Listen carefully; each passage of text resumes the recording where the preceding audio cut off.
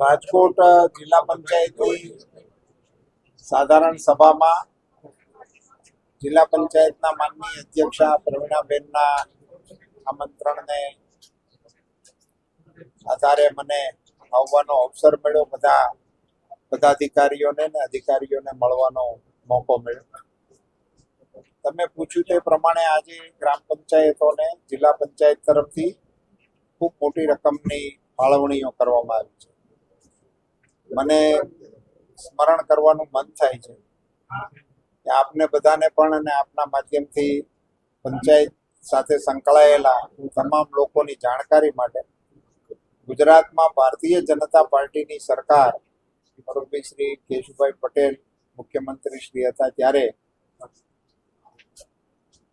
જકાત નાબૂદ કરવા માટેનો નિર્ણય લેવામાં આવ્યો અને એ વખતે એ નિર્ણયના આધારે એ સ્થાનિક સ્વરાજ્યની સંસ્થાના આવકનું મુખ્ય સોર્સ હતું.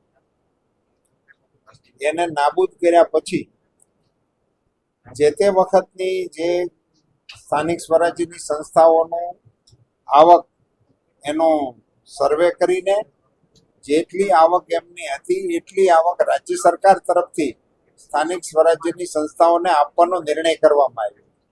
એના ભાગરૂપે આજે ગુજરાતની ભૂપેન્દ્રભાઈ પટેલની સરકારે ઘણા સમયથી આ પડતર પ્રશ્નને ઉકેલીને ગ્રામ પંચાયતોના હિતમાં નિર્ણય કરીને આ રકમની ફાળવણી કરી છે, જેના આધારે અહીંયા આજે પંચાયતોને એ ગ્રાન્ટની ફાળવણી કરવામાં આવી છે.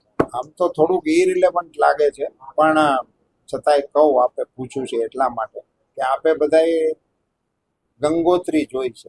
દિલ્હીની અંદર વિશ્વની અંદર ભારતને પ્રતિષ્ઠા અપાવે એવો કાર્યક્રમ ચાલી રહ્યો છે. આર્ટિફિશિયલ ઇન્ટેલિજન્સના અનુસંધાને વિશ્વભરના દેશો, વિશ્વભરની સંસ્થાઓ ત્યાં ઉપસ્થિત હતી અને એમાં ભારતે કરેલી પ્રગતિની ચોમેર ચર્ચાઓ, જેની આજે પણ વિશ્વમાં ખૂબ સુખદ નોંધ લેવાય છે, એ એક વિષય છે. એ કાર્યક્રમની અંદર કપડાં કાઢીને જે પ્રકારે જે પાર્ટીએ પ્રદર્શન કર્યું, તો એ જ માંથી અહીંયા એ જ લાઈન અહીંયા આવે ને, એટલે એની પાસેથી બીજી અપેક્ષા રાખવી એ મને લાગે છે કે ઉચિત નથી. વિપક્ષ તરીકેની જવાબદારી હોય છે કે એમણે તંત્રને ચોક્કનનું રાખવું, તંત્રની ઉપર લગામ રાખવી, એ જવાબદારીઓને સુપેરે નિભાવવાને બદલે નિમ્ન સ્તરની રાજનીતિનો જે આશરો લેવાઈ રહ્યો છે એ આપણા માટે કમ છે.